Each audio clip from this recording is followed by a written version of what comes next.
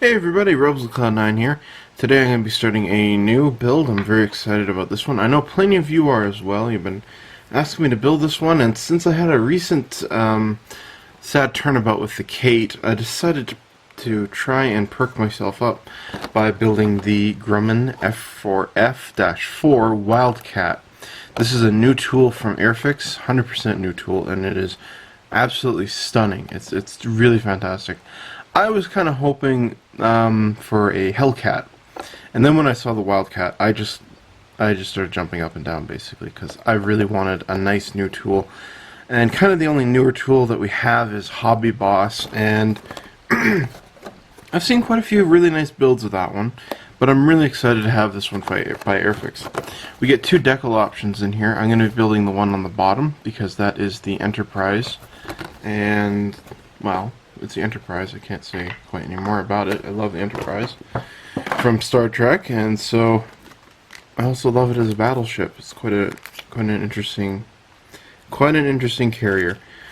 First thing we have here are some windows. What's really cool is we get it open and closed canopy sections. So I'm going to open this up right now. Might as well. I did do an inbox video of this, but we'll just do this one here really quickly. So that's really nice. A lot of complaints when the Hurricane came out that it was in two sections, but you couldn't actually pose it open. So Airfix listened. It is you can see it is a bit fatter. It's a bit wider than the other one, so that's really awesome. They listened to us, and we got it. Here we have beautiful engine detail, drop tanks. The engine looks stunning. And here we have some cockpit interiors and a bunch of other little parts. And the wings here. What I really like, especially about this one, is the tail is separate, which means for me, making that red and white striped tail, that's going to be easier for me to do, because I can paint that later and then just put it on when I'm done, so I don't have to worry about that, which is really awesome. So thank you in advance, Airfix. That's really thoughtful engineering. Here we have the fuselage and beautiful exterior detail. Really looks excellent. And the inside has a little bit of interior detail, not a lot, and I don't really mind that because you don't really see there. It's kind of hard to look in this area here at the angle it's set at, so I don't really mind that. Yeah, here we have the control panel and the foot pedals and a bunch of other little pieces there. It just looks fantastic. And what I really love about this kit is you can build it with the wings folded or deployed. So they give you all the options to do that. No cutting, no nothing like that. It's all just there. So they make it as easy as they can for the modeler. So I'm pretty excited about that. And we have the basic new style Airfix instructions that are absolutely wonderful. Everything's labeled in, red, and they are clearly identifiable by what you're supposed to do in each step. So I don't think anyone will have any problems with that. The only problem I did notice, there's only one thing I did note. It's a bit sad on the instructions. They do not have a full paint list. Like a lot of instructions, either on the front or the second sheet, they'll have something on the bottom here, and it'll be all the paints that you're going to use. They don't have that, so you have to have something like a paint guide with you. See, like 226. What is 226? I don't know.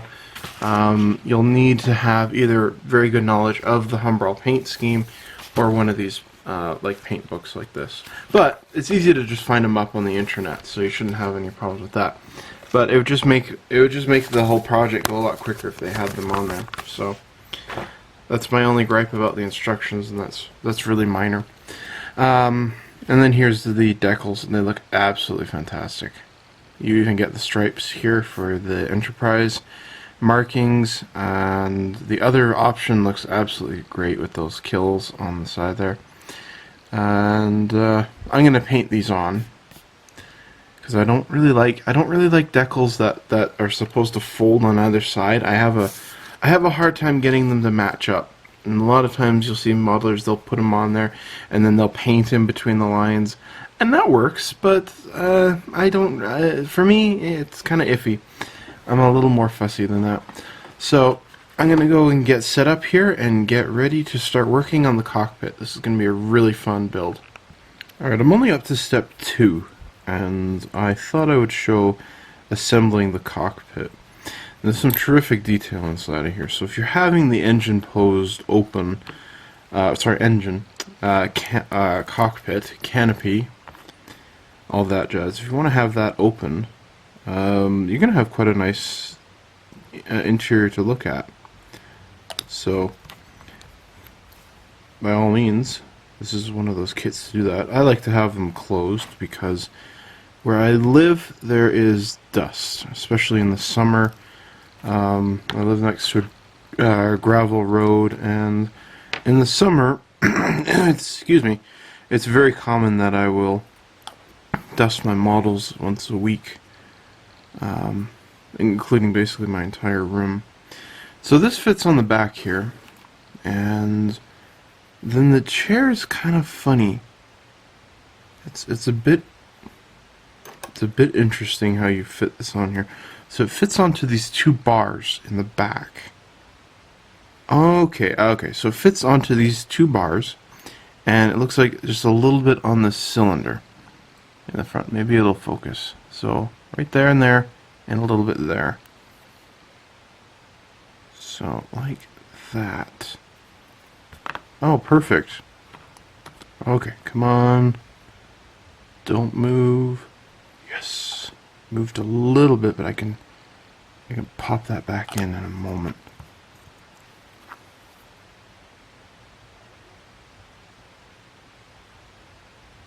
Okay.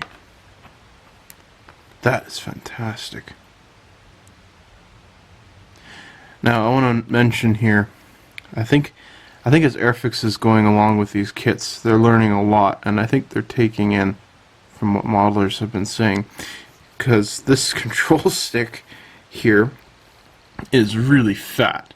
It is quite thick, and if you have built the Zero or have seen my builds of the Zero from Airfix, you will recall, and I actually just had a conversation with somebody about this, I think it was Roger, a little while ago, that the control sticks on the Airfix Zeros are usually always broken or incredibly easy to break because they're so thin, and it's very, very true. I have 2 on the shelf, and I'm willing to bet that at least one of them is going to be broken in half, and it's miserable to fix them. So this is big, fat, thick, but still accurate to the scale, and it looks really great. So the next one is the control boards, control panel, and the foot pedals. And I don't know if I'm going to paint this. Glue it in, because I need to... It does need to be painted, but I need that decal on top. And there's quite a few decals that go in here. There's one that goes here on the side, and there's one that goes here, and another one that goes on top of here. So there's quite a bit of work on the inside. Again, if you wanted to have it open, it would look absolutely stunning. So this fits on.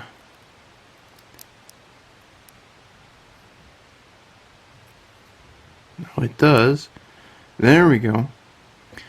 Yeah. Okay.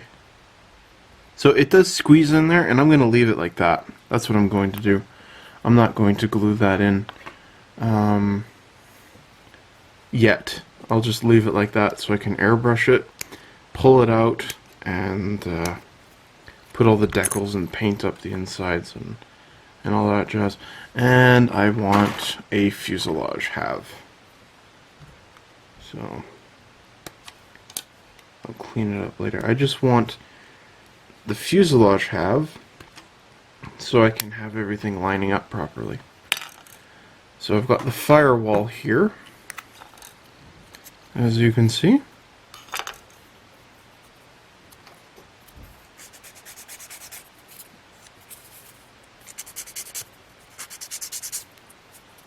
Always kind of bugged me with Tamiya. Tamiya has a Wildcat as well in 48 scale, and it seems to be a very popular model. But for whatever reason, they've never gone ahead and made one in, made a Hellcat to go with it. So that fits on there like so. So I could actually, maybe I don't need to glue that in yet either. Maybe I can do that later too, because this needs to be a different color. I think that's what I'll do. So I can fit all this in here. This is what I would do if I was gluing it. Just so I had a better, precise fit, I'd put these pieces in here and let them dry like this. That looks great. Wow. Brilliant engineering. Falls down a little bit, but that's because there's no glue holding it up. That looks great. That really looks great. Look at that. Man, oh man, I'm excited now. And this, all this detail in here, on this firewall, oh man. Let me see if I can pop this out gently. Come on, there we go. It's just brilliant detail. Absolutely stunning. So I can see a bit of fit issues with a couple pieces, but that's just quick sanding. Yeah. Alright, so that's what I'm going to go do, and I think it's close to airbrushing time. Okay guys, I airbrushed the interior, painted the green, and I painted the gray. You can't quite see the gray, but you can see kind of a bluish gray over here. It's very, very similar. Looks pretty good. And put those over here. I started cleaning the wings, but I didn't get to that. Missing a wing. There it is. Okay. Then I decaled everything. So the decals do fit quite nice. They have started conforming fairly well. And now I'm going to go paint most of the interior, well, the interior I should say. And like these chains on here need to be painted. But I lost my reference material for that. I actually do have some reference for the Wildcat, how to paint it. It's in a magazine, but for the life of me, can't find it right now. And now I'm going to need some olive drab. Yes. First try.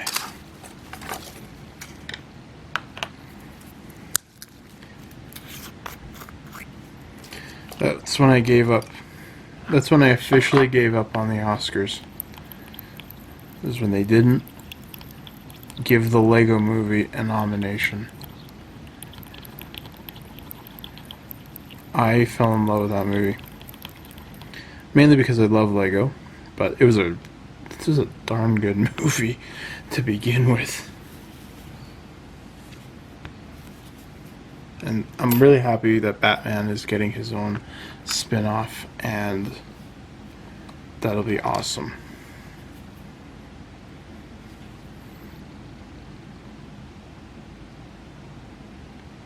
So this needs to be painted olive drab.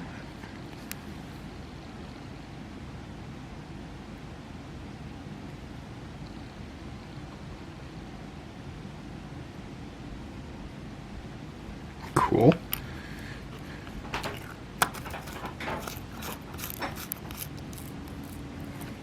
And next I will paint some black. And I have to go find the paint, so I'll be right back. Okay, so I actually did a lot of painting because a friend of mine just called and he didn't want to stop talking, even though it is 11:30, and yeah, he had nothing better to do except call me at 11:30, and I haven't talked to him in almost a year. So I don't get it. I don't get it. He does this sometimes. He doesn't talk for a very long time, and all of a sudden, hey, what are you doing? Nothing? Oh, good. Okay, anyways. So, like I said, I did a lot of painting. Well, not a lot of painting. but I painted up all these little details, and I was told that my research said that basically this is green. So if I'm incorrect, I don't care. I will leave it green. Then looked at those small little windows that you put inside the bottom. I'm going to super glue those just on the edges. Hopefully they won't frost. I'm crossing my fingers that they won't frost over. And then I realized something. This should be painted green as well, because you can look up inside of there. So I'm just going to hand brush all of that. And that's basically where I'm at right now, is to put all this stuff together. I'm going to paint these chains on there. I'm going to paint the metallic gray, and that's just a little bit of precision detail work. For me, I have to get really close to that. Yeah, and then it's building all the undercarriage pieces here. So I'm looking forward to that. I'm going to do that. I'm going to show you guys that step. And I'm just going to paint it basically all silver, and with the exception, or I don't know what color it is actually. I have to look that up. It says 85. 85 is... Oh, paint tray, you go up there. 85.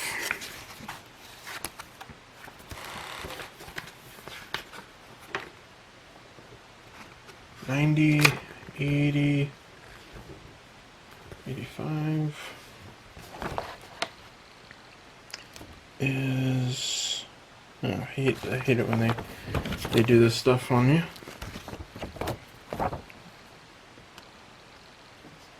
No? Okay.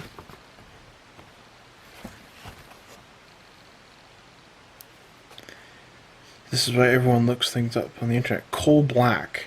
Really? 85. Black. Okay, I'm gonna go research that because I quite frankly don't know about that. I'd like to confirm that. Black. All of it black.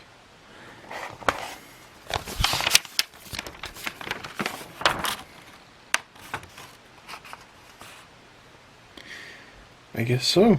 Weird. Very, very strange. Lots of this are 85. 85. I don't get it. Okay, I'm gonna look into that. That does ring a bell, but mostly I've seen them silver. So, anyways, I'm gonna go and do all those little pieces here. I'm gonna try gluing these in, so then I can. Next step will be to mask these over. So, and that's what I like to do is when you have windows like this, you have to place in. It's always nice to mask them now. That way you don't accidentally pop them out, and then you have to tear apart the model.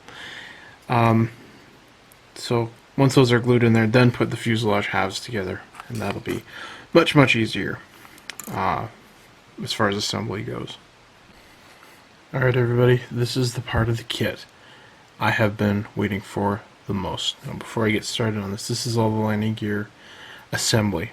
I've been really curious to see how this fits, how well it will fit, and I'm very excited about this because I think it's going to be really good, but I'm a bit nervous at the same time. I just wanted to show you guys this. So I painted the chains there. That's the gunmetal. They look quite nice. I like that. And I found my reference book. It's a older fine scale modeler, but it's a 32nd scale. What's this guy's name? Butch O'Hare's Wildcat. It's right here, and oh, it won't show it. Okay, hold on. I'll get it. Right there. Sorry, it's upside down, but it's an Enterprise. See the tail there? So that's pretty cool. And look what color the landing gear are. They are black. Ha ha ha. There you go. Learn something new. I never noticed that before. Also, it's just nice to look inside of this to see how he painted up his model. There's a nice picture of his completed. I'm gonna cross my fingers. I hope mine turns out that nice. I really, really do. So anyways, let's get to it here. I should check what paint he used because I quite like the blue that he used on his. So the first piece is this one. I'm going to use Tamiya extra thin cement for those of you who are following along with this.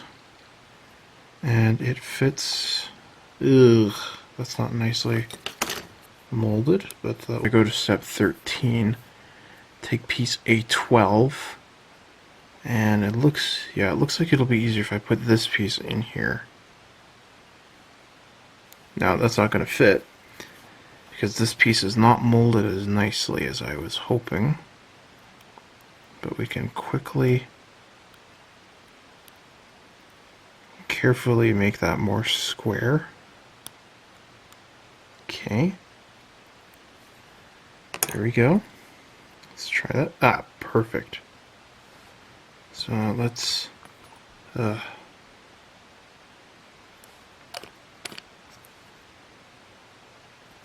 supposed to fit into a slot right here. Oh, yep. Okay. Hold on. I'm doing this like within centimeters of my face. Okay, stay. And fold. Okay. It doesn't fit. For some reason it's not fitting. It should be back farther. I didn't put it backwards. No? Okay. This is the right way. You know, they give you a quick option if you want to have the wheels up. It's just this little bent bar, and then you put the wheels on either side. That's not sounding as bad at this moment. Okay. Now these fit in there. Okay. Okay, I see. That didn't just happen. Oh boy. Gotta be. There it is. There it is. There it is. There it is. I got it. I got it.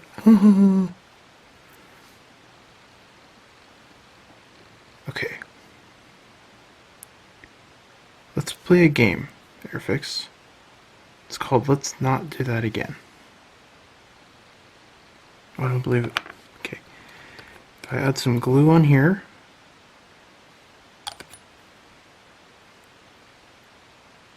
Yes. It's kind of slowly coming together now. This is not as smooth as I was hoping.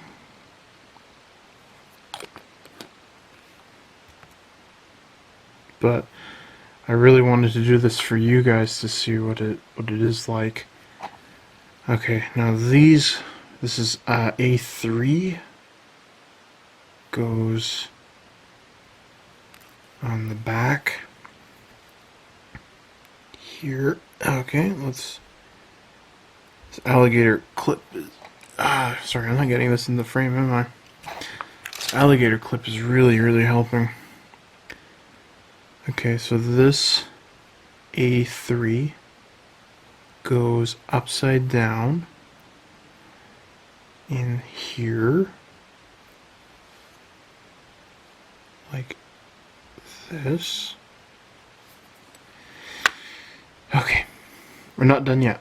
There's one piece left. This is C9, and this goes in there onto there.